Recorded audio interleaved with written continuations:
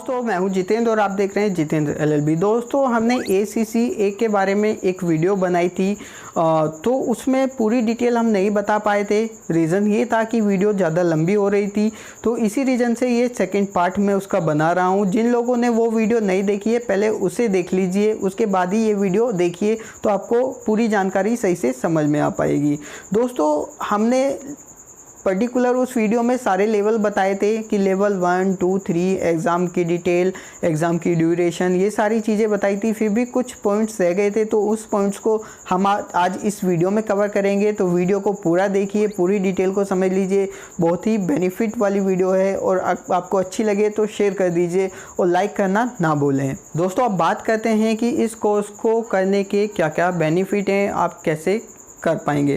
तो दोस्तों देख लीजिए, इसमें पहला बेनिफिट ये होता है कि आप एक एक करके एग्ज़ाम को दे सकते हैं। ऐसा नहीं है कि आप पूरा ग्रुप देना चाहें तो दे सकते हैं। अगर आपका पूरा ग्रुप तैयार नहीं हो रहा है, पूरा लेवल तैयार नहीं हो पा रहा है, पूरे एग्ज़ाम तैयार नहीं कर पा रहे हैं, तो आप एक करके एग्ज़ाम दे सकते हैं। आपके 2 एग्ज़ाम तैयार हो गए तो आप 2 एग्ज़ाम भी दे सकते हैं। तो ये भी एक बहुत बड़ा बेनिफिट होता है। दोस्तों सेकेंड पॉइंट की बात करें तो बेनिफिट की बात करें तो इसमें एक बेनिफिट ये होता है कि इसके जो अटैम्प्ट होते हैं, एग्ज़ाम अटैम्प्ट करने का जो टाइम होता है वो प्रत्येक 3 महीने में होता है, यानी कि हर 3 महीने बाद आप एग्ज़ाम को दे सकते हैं।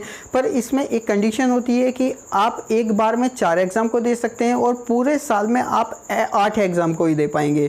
कह सकते हैं कि आपको एक बार में 4 एग्ज़ाम देने का मौका मिलता है और पूरे साल में 8 एग्ज़ाम को देने का मौका मिलता है। दोस्तों नेक्स्ट पॉइंट की बात करें, बेनिफिट की बात करें तो इसमें एक बेनिफिट ये भी होता है कि अगर आप एक समय पे पूरे एग्ज़ाम को अटैम्प्ट कर रहे हैं और किसी रीज़न से आप 3 पेपर यानी कि 3 एग्ज़ाम में पास हो जाते हैं, एक में फेल हो जाते हैं, तो ऐसा नहीं है कि पूरा लेवल ख़राब हो जाता है। आपको जो है 3 पेपर में पास कर दिया जाता है और नेक्स्ट टाइम के लिए आप वही पेपर दे सकते हैं जिसमें आप फेल किए हैं। इसके अलावा अगर आप सपोज़ करिए कि 2 पेपर पास कर लिए और 2 फेल कर लिए, तो आपको पास वाले पेपर को नहीं देना होता है, उसमें एग्जेम्पशन मिल जाती है और आप जिस पेपर में फेल करें हैं नेक्स्ट टाइम पे, नेक्स्ट अटैम्प्ट पर आपको सिर्फ वही पेपर देने होते हैं। ये भी एक बहुत बड़ा बेनिफिट होता है इस कोर्स को करने का। दोस्तों इसमें आर्टिकलशिप भी होती है, यानी कि जो 3 ईयर की आर्टिकलशिप होती है। जैसे आपने देखा होगा कि कुछ स्टूडेंट्स ये करते हैं और CA के बाद उनको एक आर्टिकलशिप करनी होती है जो 3 साल की होती है, वो इसमें भी होती है।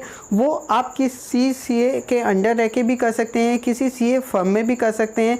और अगर आपने इंडिया से CA कर रहे हैं और आर्टिकलशिप की हुई है तो वो भी कंसीडर की जाती है। वो भी जो आर्टिकलशिप है आपकी बेकार नहीं जाएगी, वो भी इस कोर्स के अंदर कंसीडर कर ली जाएगी। दोस्तों इस कोर्स को करने का एक सबसे बड़ा बेनिफिट ये भी होता है कि अगर आप किसी कंपनी में काम कर रहे हैं या कर चुके हैं, या किसी फर्म में काम कर रहे हैं, या किसी CA के पास काम कर रहे हैं, या आपको अकाउंटिंग और फाइनेंस का एक्सपीरियंस है जो 3 साल या उससे ज़्यादा का है, तो वो भी आपका इस कोर्स में आर्टिकलशिप के तौर पर कंसीडर कर लिया जाता है। तो ये भी एक बहुत बड़ा बेनिफिट होता है कि आपको अलग से 3 साल की आर्टिकलशिप नहीं करनी पड़ती है। तो इस सीधा कह सकते हैं कि अगर आप जॉब कर रहे हैं और इस कोर्स को करना चाहते हैं, तो अगर आप अकाउंटिंग और फाइनेंस का एक्सपीरियंस रखते हैं तो ये आपको एक प्लस पॉइंट होता है, बेनिफिट मिल जाता है। दोस्तों इसका सबसे बड़ा बेनिफिट तो यही है कि किसी भी वर्किंग पर्सन को अलग से आर्टिकलशिप के लिए टाइम नहीं निकालना पड़ता है। अपनी जॉब छोड़कर आर्टिकलशिप नहीं करनी होती है।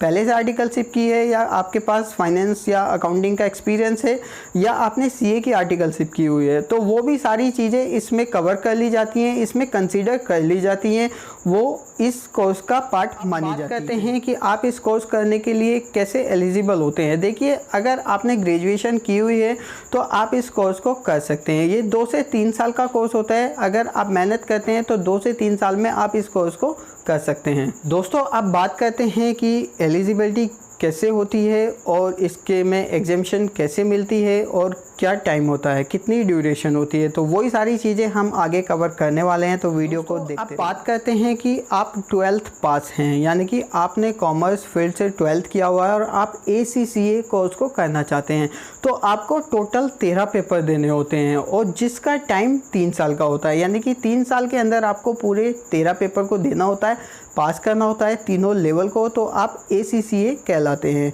इसके बाद बात करते हैं कि अगर आप कॉमर्स ग्रेजुएट हैं, आप आपने बीकॉम किया हुआ है, आप बीकॉम के बाद इस कोर्स को करना चाहते हैं, तो आपको टोटल 9 पेपर देने होते हैं, यानी कि 9 पेपर अटेम्प्ट करने होते हैं, पास करने होते हैं, तो आप ACCA बन जाते हैं। दोस्तों आप बात करते हैं कि आपने IPCC किया हुआ है, यानी कि आप CA कर रहे थे 10+2 के बाद आपने IPCC के दोनों ग्रुप पास कर लिए हैं, बोथ ग्रुप से पास हैं, तो आपको टोटल एग्ज़ाम जो देने होंगे वो 8 एग्ज़ाम देने होंगे, 8 एग्ज़ाम आपको अटैम्प्ट करने होंगे, जिसका जो टाइम होता है वो 2 साल का होता है। 2 साल के अंदर अंदर आपको ये पेपर देने होते हैं। इसके अलावा अब बात करते हैं कि कोई स्टूडेंट BCom प्लस IPCC दोनों ग्रुप से पास है, यानी कि BCom भी किया हुआ है, इसके बाद बोथ ग्रुप IPCC का पास है, तो वो कितने एग्ज़ाम देता है? उसको 7 एग्ज़ाम देने होते हैं टोटल, जिसका जो टाइम होता है वो 1 ईयर का होता है, यानी कि 7 एग्ज़ाम को आप 1 ईयर में कंप्लीट कर सकते हैं। दोस्तों आप बात करते हैं कि आप CA पास हैं, यानी कि आपने CA किया हुआ है या किसी स्टूडेंट ने CA किया हुआ है, वो इसके बाद ACCA करना चाहता है, तो उसको कितने एग्ज़ाम देने होते हैं? उसको टोटल 4 एग्ज़ाम देने होते हैं, यानी कि 4 एग्ज़ाम अटैम्प्ट करने होते हैं, पास करना होता है, और 1 साल का समय होता है, यानी कि 1 साल की टाइम ड्यूरेशन में वो सारे 4 एग्ज़ाम को पास कर लेता है, तो ACCA बन जाता है। इसके अलावा बात करते हैं कि कुछ लोग CMA होते हैं, यानी कि कॉस्ट अकाउंटिंग में जो सर्टिफिकेट होता है, यानी कि कह सकते हैं कि कॉस्ट अकाउंटेंट होते हैं, तो वो कितने एग्ज़ाम देते हैं? देखिए उनके लिए जो क्राइटेरिया है इसमें, वो F1 से लेके F9 तक के सभी एग्ज़ाम एग्जेम्प्ट हो जाते हैं, यानी कि एग्जेम्पशन मिल जाती है। इसके बाद उससे आगे के जो एग्ज़ाम होते हैं, जो मैंने प्रोफेशनल लेवल में बताए हैं, वो उनको सब देने होते हैं, और उनके पास भी जो टाइम होता है वो 1 ईयर का होता है, यानी कि 1 ईयर में वो सारे एग्ज़ाम को पास करना होता है, तो आप ACCA बन जाते हैं।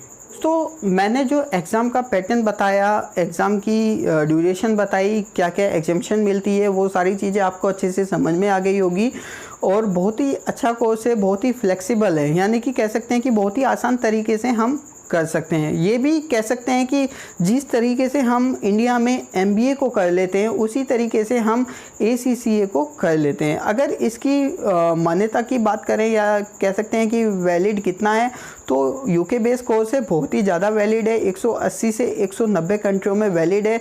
आप अब्रॉड सहित इंडिया में भी अच्छे पैकेज पे जॉब कर सकते हैं। अब बात करें CA से कंपेयर करें, तो CA जैसे चार्टेड इंडिया में है, वो CA में ही वैलिड होता है, बट ये 180 से 90 कंट्रियों में वैलिड है, तो कह सकते हैं कि CA से बहुत ही ज़्यादा अच्छा कोर्स हो सकता है आपके लिए।